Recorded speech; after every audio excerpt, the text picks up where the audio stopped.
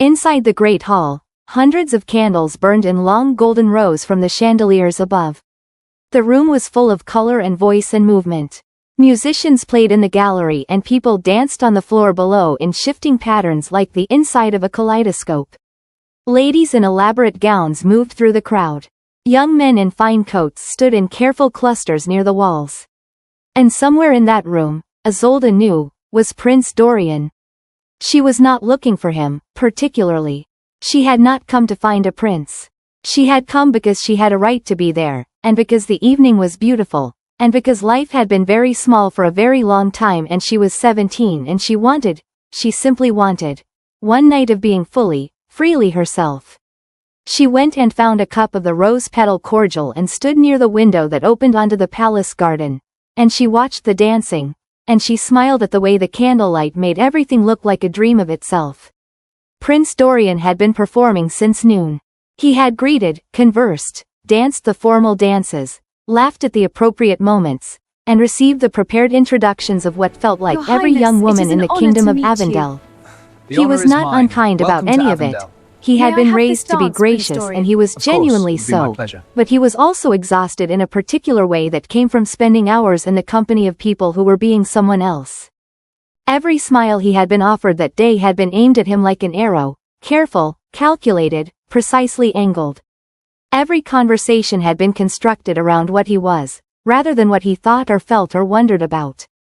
He was a prince, and people kept presenting themselves to the prince without ever quite showing up themselves. He had escaped, briefly, to the window at the far end of the hall.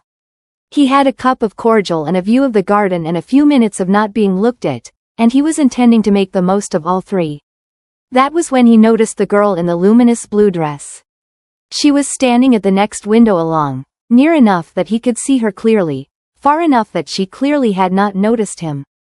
She was watching the dancing with an expression of pure, unguarded delight. The way a person looks at something they are genuinely happy to be witnessing, with no audience in mind and no performance being given. She was smiling at a little girl who had gotten hold of a candle stub and was making shadow puppets on the wall. She leaned her forehead against the cool glass of the window and looked up at the moon above the palace towers with an expression that was simply wonder, quiet and complete. Prince Dorian watched her for a moment, not intrusively, but with the particular attention you give to something that is being real in a room full of things pretending. And then he walked over, because he had been looking for a real conversation all day and there was clearly one to be had here. He did not announce himself.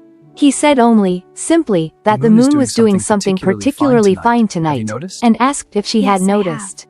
It's beautiful. She turned and looked at him, and he saw her eyes, green and alive and genuinely present, and she said yes, she had noticed, and that it was because the rose moon was always lower on the horizon than other full moons which made it look larger, and that her father had read her an explanation of this from an astronomy book when she was about 8 years old and she had never forgotten I grew up it. in a library. Prince Dorian blinked. Then he laughed, a real laugh, Yes, not a white gracious flowers were my public mother's laugh, favorite. Tell me but the about kind her. that escapes before you have decided to let it out. And they talked. For a long time, they simply talked. He told her about what it was like to grow up in a palace that was always being observed, and she told him what it was like to grow up in a library with a father who thought books were better than most conversations. He asked her about the flower border on the plain blue dress she was carrying over her arm. She had draped her original gown there when she changed, not wanting to leave it behind, and she told him she had stitched it herself, because white flowers had been her mother's favorite and she liked to carry something of her mother's preferences wherever she went. He asked about her mother. She told him. He listened, carefully, the way not enough people listen to important things. He asked her to dance. She said yes, and May they I danced have this 2 dance, my dances, lady? and the Yes, room I would moved love around to. them, and Isolde felt, truly felt, as if the evening were exactly what evenings were supposed to be. Lady Marveth had positioned herself expertly in the hall, near enough to the prince to observe his movements, far enough not to appear to be observing. She had guided Rosalind into one introduction and Cynthia into another, and she had watched both interactions with the careful eyes of a woman managing an investment. And then she looked across the room and saw the luminous blue dress. And beneath it, the face she had locked inside a room that very morning. For a moment Lady Marveth was simply still, the stillness of someone whose plan has met something it did not account for. She saw the way the prince was looking at Isolde. She saw the way Isolde was talking, naturally, easily, without performing, and she understood, with the instant certainty of someone who has spent her whole life studying the effect of beauty and grace, that what was happening in that corner of the ballroom was not small. She moved, she crossed the room steadily, with her pleasant public face in place, and she arrived at Rosalind's elbow and she whispered something. And Rosalind, trained since childhood to follow her mother's instructions, turned and inserted herself into the conversation near the prince with practiced brightness. But Prince Dorian, who had been genuinely engaged for the first time all evening, was not easily redirected. He was polite to Rosalind. He was gracious. And then he turned back to Isolde, because Isolde was the person he had been talking to and he wanted to finish the thought.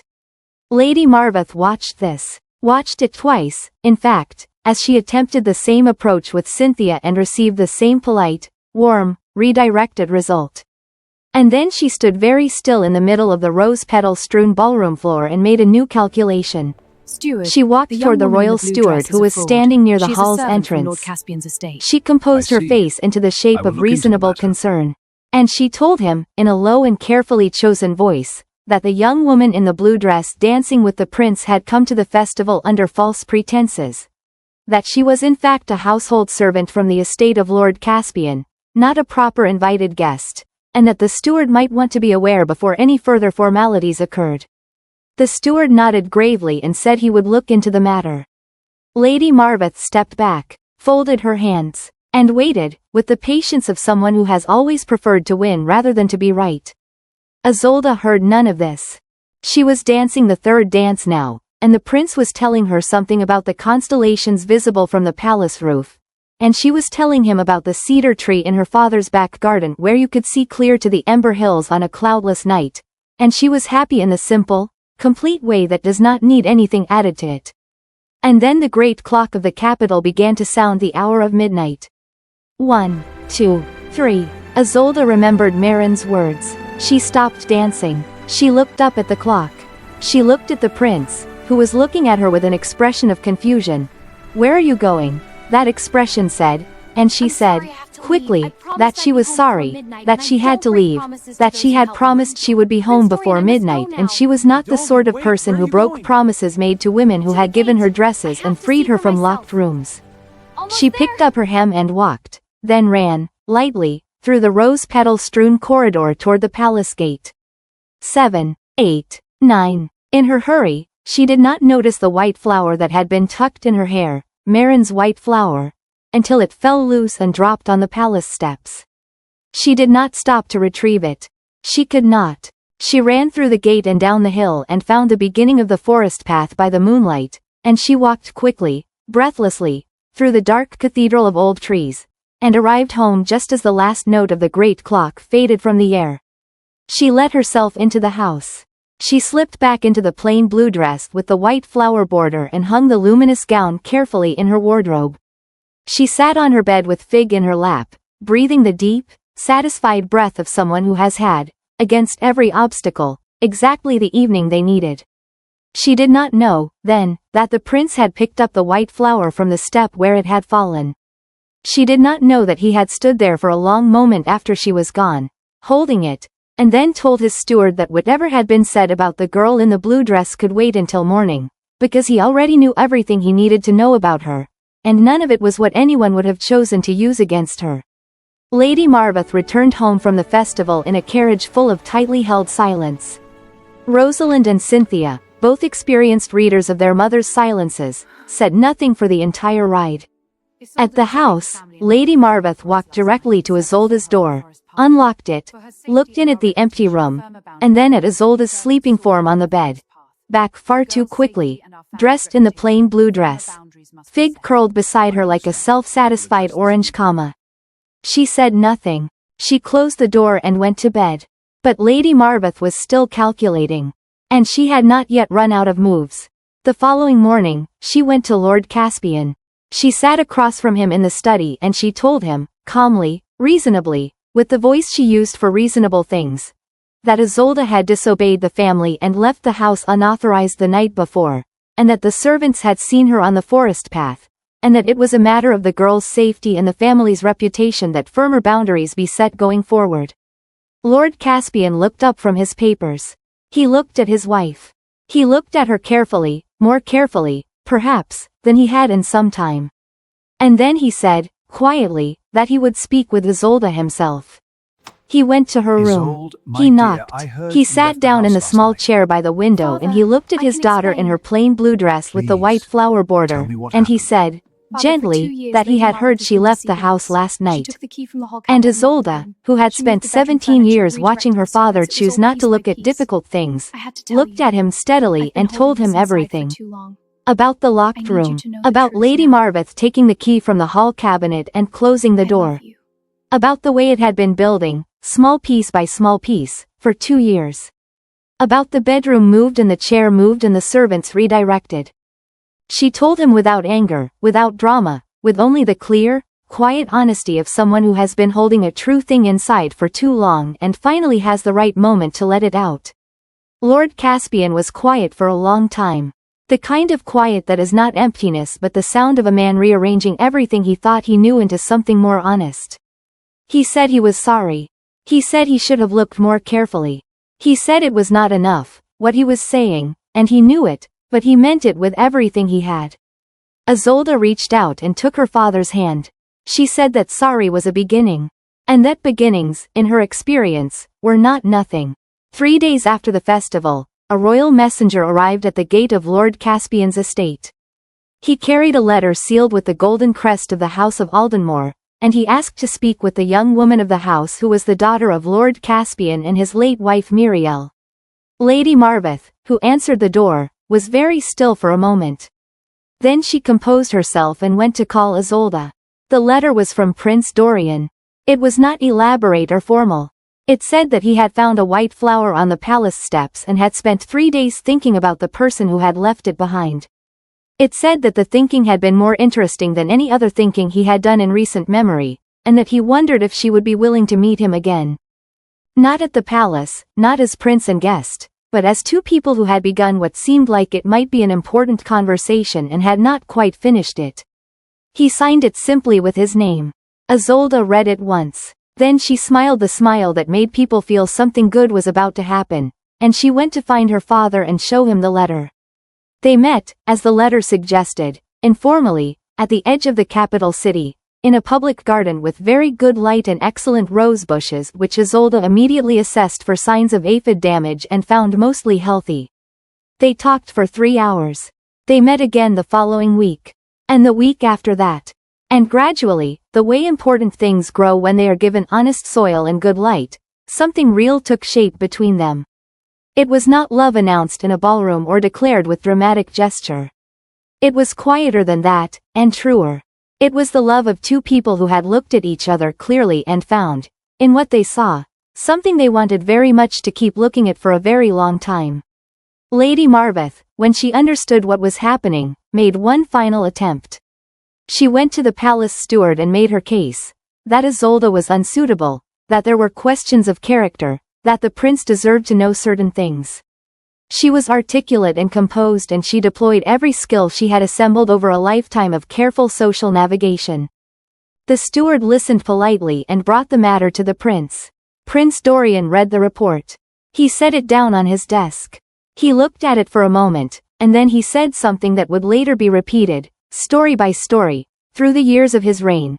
He said that a woman who knew which stars were which and why the rose moon looked larger on the horizon and how to spot root rot in a sunflower bed and how to stitch white flowers along a hem by candlelight because they had been her mother's favorite was not a woman whose character required defending.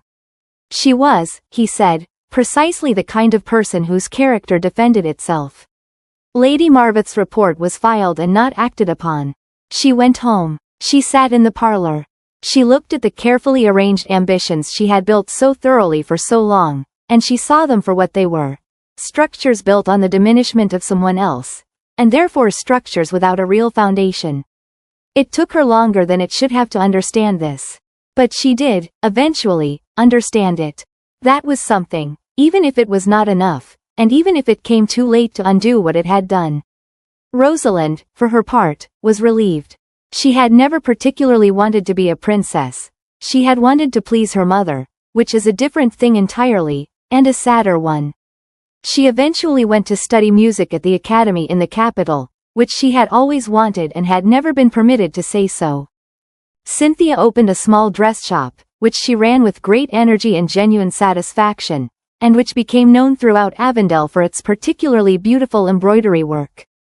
And Lord Caspian, dear, gentle, insufficiently attentive Lord Caspian, spent the rest of his years in the garden and the library, considerably more awake to the world around him than he had been before. He visited his daughter at the palace often. He and Prince Dorian talked about books. It was, all things considered, a good arrangement. On the day Isolde was married, a bright morning in late summer, when the roses were at their fullest and the palace garden had been declared officially free of root rot by the girl who would shortly become its queen, she wore a gown the color of the sky just before stars appear, with silver thread worked along the bodice in climbing vines and small open blossoms. And along the hem, very small, very carefully stitched in the weeks before the wedding by her own hands in the early morning light, was a border of white flowers. Her mother's favorite. She carried one in her hand as she walked, a single stem, cut from the garden of her childhood home, from the white flower bed her mother had planted and her father had tended faithfully for 17 years in the hope that tending her favorite things was a kind of conversation with her still.